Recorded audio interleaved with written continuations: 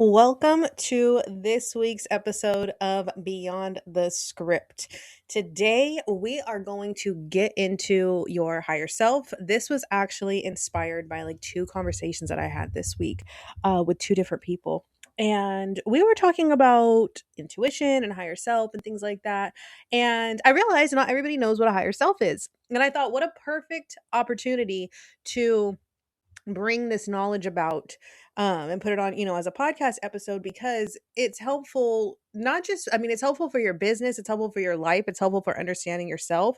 And yeah, so that's what we're going to dive into today, is like how you can, what your higher self is, my personal beliefs around it, and how you can use that as a way to guide you on whatever it is you need to go through, right? Whatever it is you need to get through, how you can use it to decipher messages through dreams and all kinds of stuff like that. So that is the topic for today. So let's get into it. So first things first, before I even get into higher self, I want you to think of two. Oops, my microphone fell over. I want you to think of two different scenarios that maybe have happened. I'm going to ask you two questions and you think if this has ever happened to you.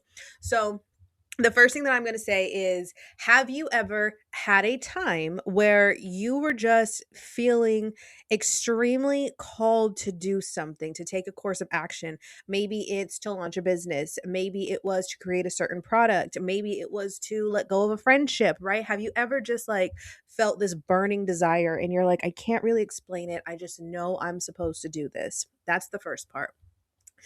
The second part, and this would be for very specific people, is, have you ever had a style of dream where you were at complete peace, but you didn't know who you were with somebody, but you didn't know who you were with, right? Like maybe they were um not showing their full identity yet, or it felt like a piece of you, but you're like, I don't know, like it felt like it was like a piece of myself, but I don't know if it was.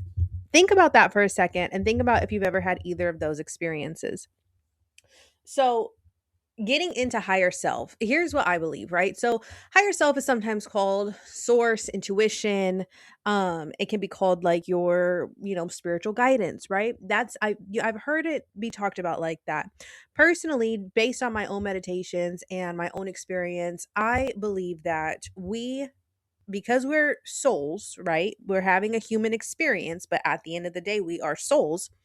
Because of that, we exist. We're multidimensional beings, right? We're the physical body that we are in, that we're obtaining, right? The meat suit, if you will, that we're borrowing, and that's here for a certain amount of years, is temporary. It decays, it ages, right? And it has a certain lifeline, or I'm sorry, a certain timeline of life, and then it's gone, right? You get buried into the ground or cremated, and the cycle is complete.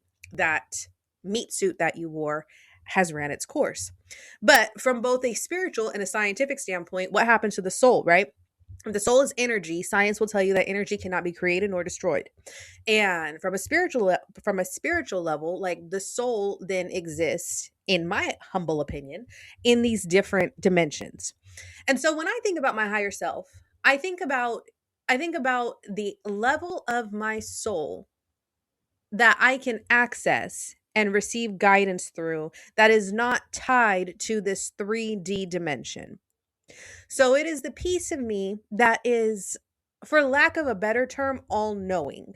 I don't know that it's all knowing, but for lack of a better term, that's what we're going to go with, is it's all knowing. It is the part of you that is your intuition that leads you on the path you're meant to follow, right? It leads you in the direction that you're meant to go. Your higher self is the one that gives you the guidance to do that, because, in other words, it is your intuition. Now, if you meditate and you meditate on uncovering your higher self and wanting to understand more about it, me, for example, I can see my higher self and when I go and meditate, right? Like I see her very clear. She's got this goddess energy to her. I'll tell you about her. She's got this goddess energy to her. She's always got this long dark hair, and she's usually in a white dress. There was a couple times she was in a purple pantsuit, but overall white dress, right? Very goddess like. And she's super calm, right? I mean, she'll get a little attitude with me sometimes in my meditations, but she's super calm. So anyway, so that's your higher self. Your higher self is the guidance piece, right? And so it is the part of you that is giving you the direction. Now, this is not to be, and I'm getting real woo woo in here on this episode. So I hope, whoever's listening, just keep that in mind. Um, there is also then your spirit guides, right? That's your spirit team. That's not necessarily your higher self. These are your ancestors. Okay, these are the people who have come before you and who are here to guide you. So when I sometimes meditate, I can see like all of them, right? So anywho, so your higher self is you. That's really what it is. It's the version of you that knows the path and the direction that she's supposed to take, knows what to do, and knows how to do it and trusts herself with doing it.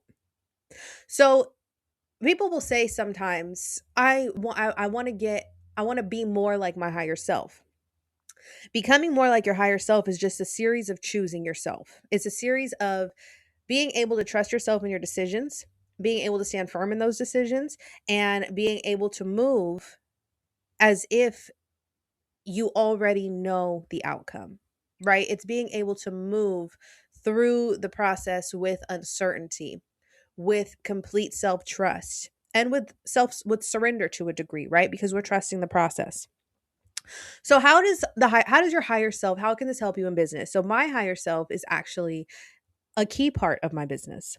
So when I just did an episode, I was a guest on an episode, the Divine Channel, earlier this week, and we were talking about when I first relaunched my business. Actually, this was pre-relaunch. This was when I was like completely lost, and I was like, I don't know what to do. I don't know who I am. I know I have a higher self. I know I have like a purpose. I know that I'm intuitive. What do I do with it, right? And so when I started working with this mentor again, she was able to help me to uncover my higher self in terms of like recognizing that your higher self is not something that is outside of you. It is something that exists within you. And that's when I was able to flip it and find my own methodology through intuitive writing practices. And so, whenever I need guidance in business or in life, but for this example, I'm going to say business, I will quite literally like write a letter to my higher self. And this is an intuitive writing practice. So I will ask the question. And one that really sticks out to me is, well, this one was a letter to God. So let me think of a different one. Well, the one that sticks out to me actually was when I wasn't sure like the type of client that I was supposed to work with, right? And I do this when I don't know what product to launch. I do this when I'm feeling a little bit like flustered in terms of like, well, what am I supposed to focus on right now for my business? If you've been following me, one thing I love to do is create a new offer. So, how do I stay focused and things like that? And so I started when I didn't want to meditate and I wanted something that I could remember, right? Because when you write it down in a journal, you can remember it. You can come back to it. You can see, oh, yeah, that's right. Like I did write this down. I do have the answer. I'm already moving forward in the right direction, right? So you can ask a question and start writing freely, writing, at least 10 minutes freely without stopping and all the things. And then you can see right there on the paper the transformation. You can see what's coming up beneath the surface. And the more that you do this, you will start to see the messages appear.